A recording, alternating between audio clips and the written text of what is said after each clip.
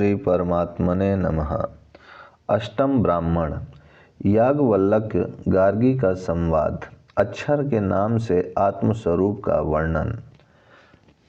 फिर वाचक्यनवीन ने कहा, पूजनीय ब्राह्मणगण, अब मैं इनसे 2 प्रश्न पूछूंगी। यदि ये मेरे उन प्रश्नों का उत्तर दे देंगे तो फिर आप में से कोई भी इन्हें ब्रह्म संबंधित वाद में नहीं जीत सकेगा। ब्राह्मण, अच्छा गार्गी, पूछ। वह बोले, याज्ञवल्क्य, जिस प्रकार काशी या विदेह का रहने वाला कोई वीर वंशज पुरुष प्रत्याचीहीन धनुष पर प्रत्यंचा चढ़ाकर शत्रुओं को अत्यंत पीड़ा देने वाले 2 फल वाले शर हाथ में लेकर खड़ा होता है, उसी प्रकार मैं 2 प्रश्न लेकर तुम्हारे सामने उपस्थित होती हूँ। तुम मुझे उनका उत्तर दो। इस पर याज्ञवल्क्य ने कहा, गार्गी, पूछ। वह बोली, याज्ञवल्क्य, जो भूलोक से ऊपर है, जो पृथ्वी से नीचे है, और जो भूलोक और पृथ्वी के मध्य में है, और स्वयं भी जो ये भूलोक और पृथ्वी है, तथा जिन्हें भूत, वर्तमान और भविष्य इस प्रकार कहते हैं, वे किसमें ओतप्रोत हैं। उस याज्ञवल्क्य ने कहा, गार्गी, जो भूलोक से ऊपर, पृथ्वी से नीचे, और जो भूलोक एवं पृथ्वी के मध्य में है, और स्वयं भी जो ये भूलोक और पृथ्वी है, तथा जिन्हें भूत, वर्तमान एवं भविष्य इस प्रकार कहते हैं, वे सब आकाश में ओतप्रोत हैं।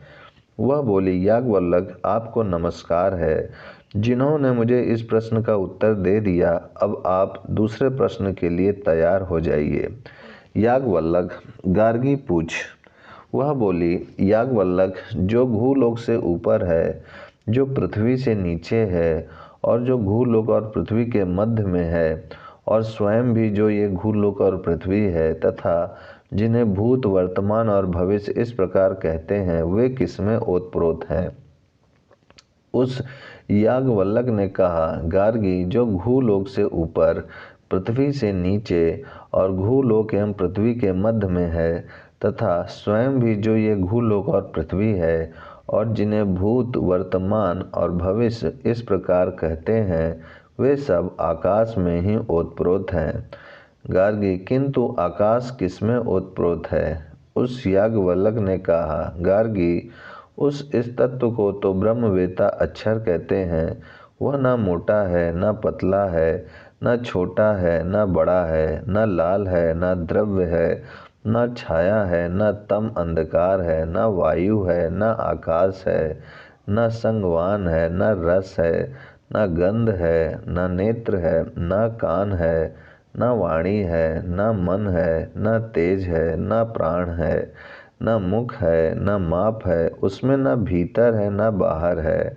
वह कुछ भी नहीं खाता, उसे कोई भी नहीं खाता।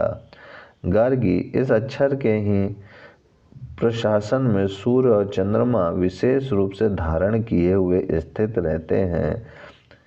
हे गार्गी, इस अक्षर के ही प्रशासन में भूलोक और पृथ्वी विशेष रूप से धारण किए हुए स्थित रहते हैं। हे गार्गी, इस अक्षर के ही प्रशासन में निमेष, मुहूर्त, दिन, रात, अर्धमास, पक्ष, मास, ऋतु और संवत्सर विशेष रूप से धारण किए हुए स्थित रहते हैं। हे गार्गी, इस अक्षर के ही प्रशासन में पूर्व वाहिनी एवं अन्य नदियां श्वेत पर्वतों से बहती हैं, तथा अन्य पश्चिम वाहिनी नदियां जिस जिस दिशा को बहने लगती हैं, उसी का अनुसरण करती रहती हैं। हे गार्गी, इस अक्षर के ही प्रशासन में मनुष्य दाता की प्रशंसा करते हैं, तथा देवगण यजमान का और पितृगण दविर होम का अनुवर्तन करते हैं। गार्गी, जो कोई इस लोक में इस अक्षर को न जानकर हवन करता है, यज्ञ करता और अनेकों सहस्त्र वर्ष पर्यंत तप करता है, उसका वह सब कर्म अंत वाला ही होता है। जो कोई भी इस अक्षर को बिना जाने इस लोक से मर कर जाता है, वह कृपण दीन है। और हे गार्गी, जो इस अक्षर को जानकर इस लोक से मर कर जाता है, वह ब्राह्मण है। हे गार्गी, यह अक्षर स्वयं दृष्टि का विषय नहीं किंतु दृष्टा है, श्रवण का विषय नहीं किंतु श्रोता है, मनन का विषय नहीं किंतु मनता है, स्वयं अविज्ञात रहकर दूसरों का विज्ञाता है। इससे भिन्न कोई दृष्टा नहीं है, इससे भिन्न कोई श्रोता नहीं है, इससे भिन्न कोई मनता नहीं है और इससे भिन्न कोई विज्ञाता नहीं है।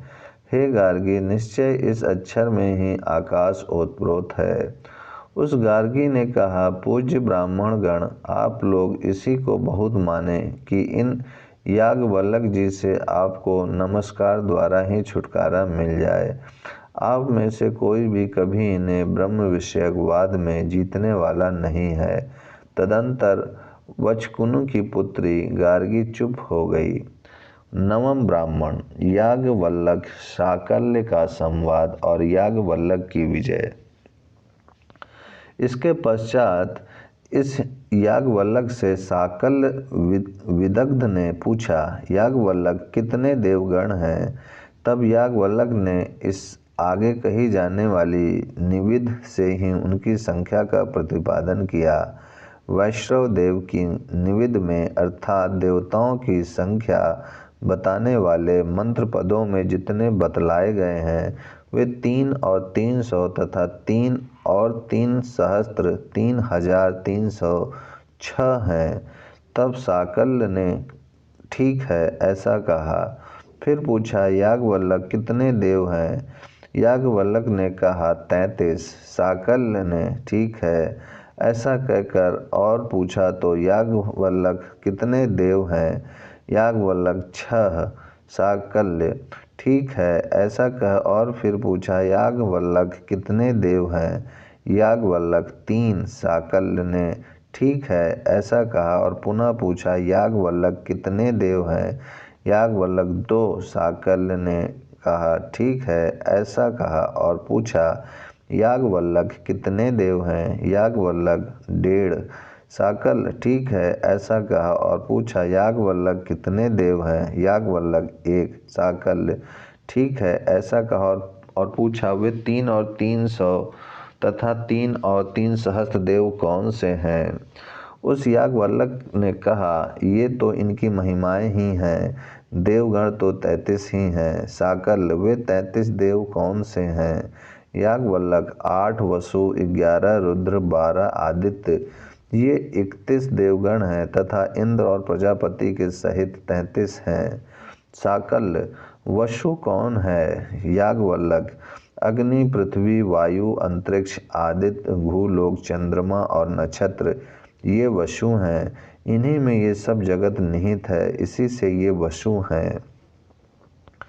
साकल्य रुद्र कौन है? याज्ञवल्क्य पुरुष में ये 10 प्राण, इंद्रियां और 11वां आत्मा मन, ये जिस समय इस मरणशील शरीर से उत्क्रमण करते हैं उस समय रुलाते हैं, अतः उत्क्रमण काल में अपने संबंधियों को रुलाते हैं, इसलिए रोदन के कारण होने से रुद्र कहलाते हैं।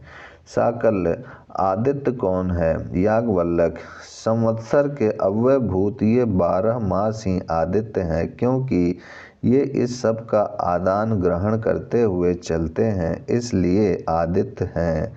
साकल्य इंद्र कौन है और प्रजापति कौन है?